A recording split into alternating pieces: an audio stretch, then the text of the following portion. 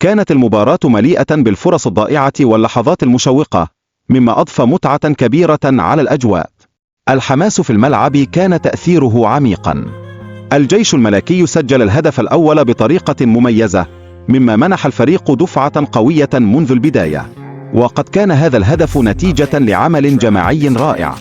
استطاع الوداد البيضاوي تحقيق التعادل بعد فترة قصيرة، مما أبرز روح المنافسة بين الفريقين. وجاء الهدف نتيجة لهجمة سريعة ومنظمة. تصويب محمد رياحي كان رائعا، وأسهم في تعديل النتيجة، مما أعطى دفعة معنوية للفريق والجماهير. النقطة الأبرز كانت كيفية تنفيذ الهجمة. أظهر الوداد الرياضي قدرة على العودة إلى المباراة بعد أن كان متأخرا، مما يبرز قوة الفريق في مواجهة التحديات. وقد كانت الجماهير متحمسة جدا بعد الهدف.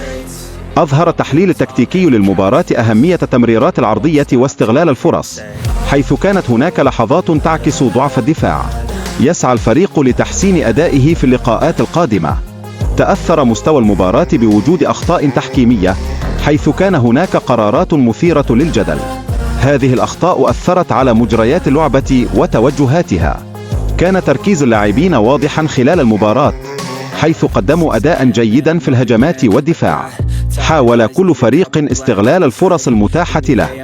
تفاعلت الجماهير بشكل كبير مع أحداث المباراة، حيث عبرت عن مشاعرها خلال الأهداف والفرص الضائعة. وكان الحماس في المدرجات واضحا. شهدت المباراة عدة فرص هجومية، بما في ذلك محاولة محمود بن حليب الذي قدم أداء جيدا.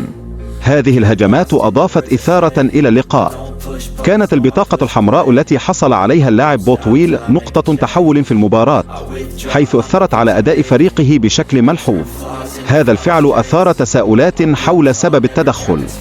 كان لجمهور الملعب دور كبير في خلق أجواء حماسية، حيث استمتع الجميع بالمباراة وتفاعلوا مع الأحداث.